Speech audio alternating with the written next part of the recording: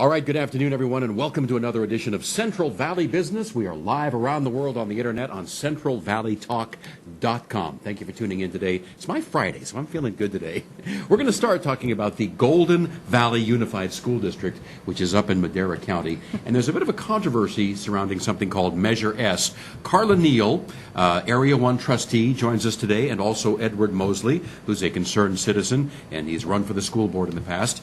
Thank you both for coming in today. To begin with? You're welcome, Mike. It's good to see you again. Good to see you. Measure S is a mystery to me. I'm in Fresno County, so I don't really follow education matters in Madera County. As simply as you can you give me the background on Measure S? Well, Measure S was a bond, a ballot initiative that was passed by the voters years ago. In 2007, and that bond was to put in our middle school, to put in our science building at the high school, to put in a pool, and to put in a vocational ed building, along with facility maintenance and other services. Okay. So it was an agreement, and the voters said yes to Measure S. And usually all homeowners share in paying a bit of property tax to pay for that, To pay correct? for that. So that's the traditional way that we fund schools and school projects, is the voters say yes, they approve the funding, we get a bond, which is fairly secure. So what has come up is, I'm here to talk about accountability of that bond that was passed. It passed in 2007. We have yet to see a pool or a vocational ed building. So when I called the district to talk about why was the pool not put in, why was the building not put in, vocational ed building, they said that well, we get funding in phases, and so that money was not put in because we are now ineligible for funding. But the problem is 7, almost 8 years is a long time to go without explaining to voters why something didn't happen. So there should have been communication, I think, in the last 8 years as to why something they voted for didn't happen, and that's happening now. So a lack of, I think, transparency, and I did run on being transparent. So to my existing constituents, and to have government be open and to include more voices in democracy, because of the state funding now is under the local control funding formula. So what we have found is that the Measure S required a citizens oversight committee in that bond, but nobody knows who is on that citizen oversight committee, and in fact it seems to be a bit of nepotism, to where a lot of special interests are on that board, but the general public does not know. They don't know about the bond itself, why things weren't funded. There's been nothing in the local news about it, the local area newspaper. I don't think there's been any outreach from the board to talk to constituents about it. So so maybe the funds are still there, is what I'm understanding, and at some point we may become eligible for those funds to put in a pool. Or maybe the funds went into somebody's pocket, it sounds like. It could be. I mean, I'm not saying that. What I do know from the future developments now, we bring in these future developments. So there's this fast track to develop these new homes in southeastern Madera County, Fresno. And those new developments can use our Measure S bond money.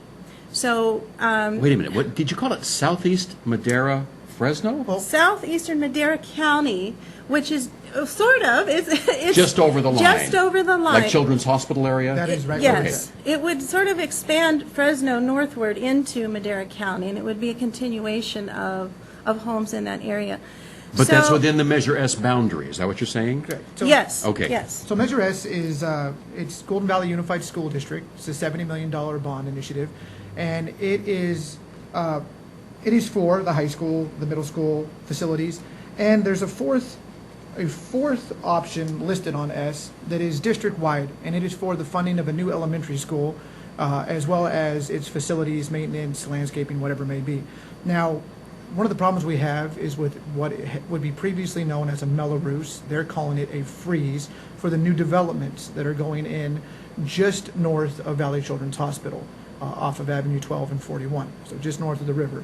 And these, wait a minute. By freeze, you mean these new homeowners wouldn't have to pay their part of the Measure S taxes? For 7 years, and it's unstipulated if it's 7 years from breaking ground, 7 years from when the last home is completed. So there's a time frame issue there. But they wouldn't have to contribute to the general obligation bond, or Measure S. But these new facilities can receive general obligation bond money. And that comes at the expense of existing homeowners and citizens in the Golden Valley Unified School District region. And the people that have contacted me have expressed very much interest in why is this fast-tracked, why has these negotiations for these developments over the past 7 years, Measure S funds, not been talked about to the public. No one knows what's going on. And it reached a head about 2-3 months ago with an argument over disbursement of funds in these freezes, and who's going to pay for the elementary school, how is it going to be built, who's going to maintain it, and are my kids going to be able to have access to this school? Probably not, since I live in a different elementary region, unless you have a outstanding reason to transfer your kids to it. They're not going to be able to go to it, but their kids will be going to our high school and middle school and partaking in my paying their way, which I find offensive, to say the least.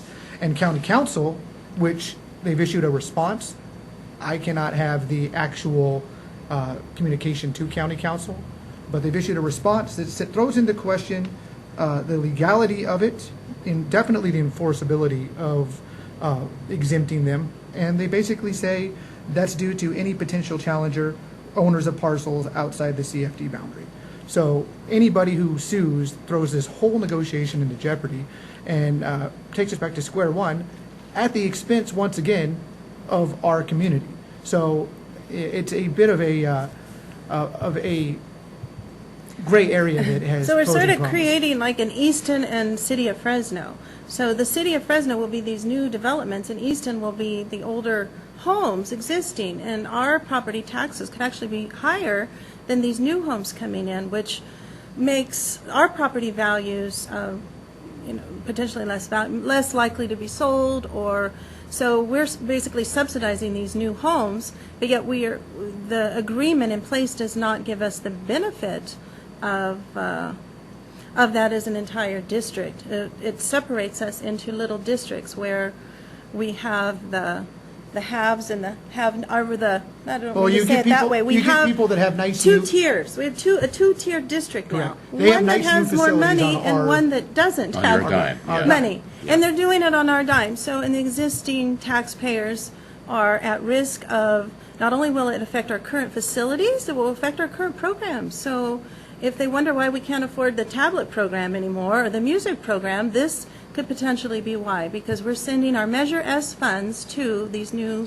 schools, and the voters are not even really And aware. The biggest problem is the district, the previous boards, they don't want to communicate, they don't want to disperse information. When I requested over the It's a past... public agency. When I requested over the past 4 months, no one wanted to talk to me. I had to file freedom of information requests with the county, with the district. No one would give me a straight answer. I had to get the paperwork, take it to friends who are lawyers of mine, have them look at it, find out what what it means. A lot of money been put into this that people just don't know about.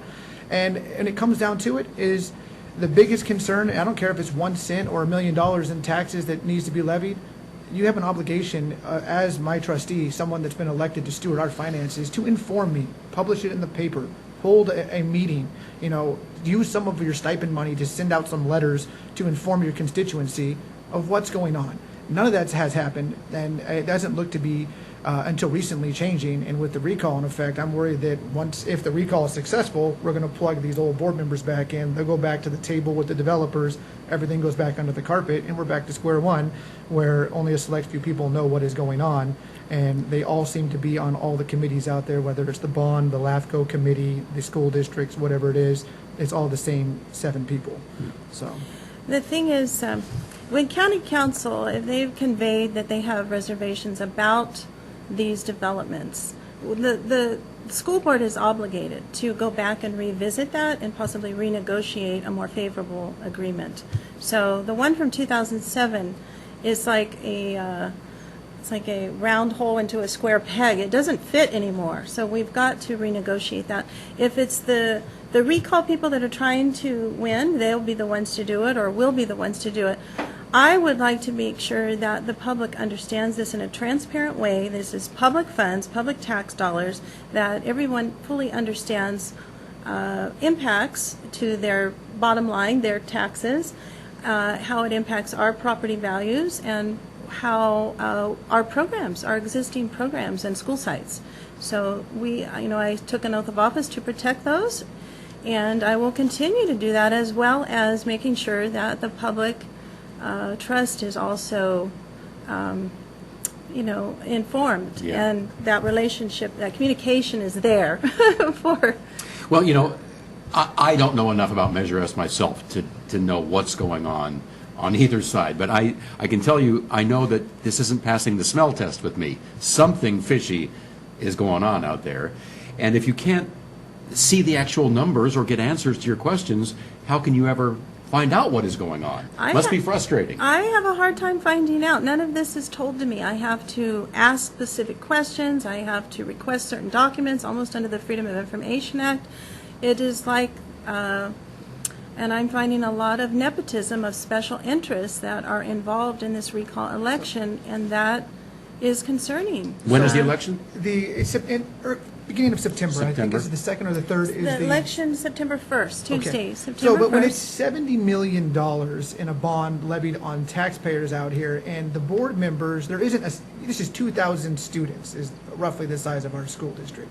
The board members aren't pulled aside and said, here's a bond that is roughly 4 or 5 times the size of your district's budget.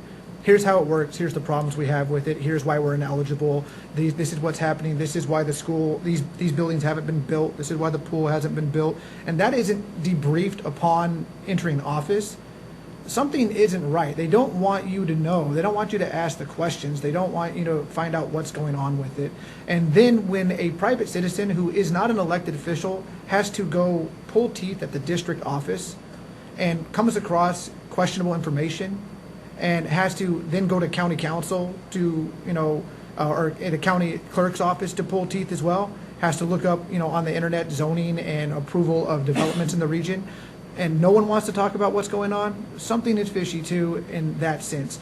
And it's not just myself that is interested in it, although I'm being used as the mouthpiece. It is a network of citizens as well as agricultural interests in the region that look at it and go, there's something going on here that is, going to kick off a domino effect that there is no going back to.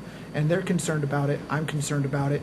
And, it's $70 million in a very small community. That's not pocket change. Exactly. So is there a website you've set up where people can get information, or who can they call? Where can they go? We have a website that will be coming out called truthout.org. Truth Out? Truthout.org. And what is it? .org? I believe it's .org. Okay, truthout.org. And then I have carlaformaderakids.org.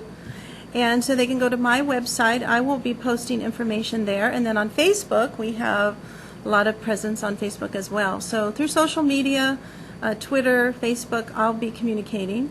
I'm knocking on doors. I don't know that the recall people are taking the time to knock on doors and talk to people. A lot of people in the ranches, I don't think, understand all of this that's happening, because there has been this lack of communication for 7 years. But we're looking at possibly doubling the county population in the next 10 to 15 years. I think no matter what happens with this election, the citizens of the area need to know as much information as they can and have a voice and a say, because they're property owners and they have invested in this school district.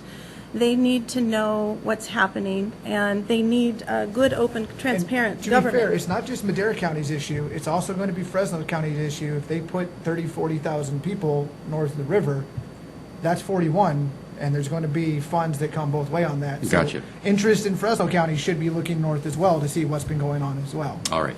Wish we had more time, but we're out of time. Carla, Okay. Neal, Edward Moseley, thank you so much for coming in. You're welcome. We invite the other side. If you want to come in and tell us your side of the story, we're here. We're here for everybody on Central Valley Talk. Thank you again. Thank and you. we'll be watching the election in September. Thank you, Mike. Thank you very much. And we'll be back with more on Central Valley Talk.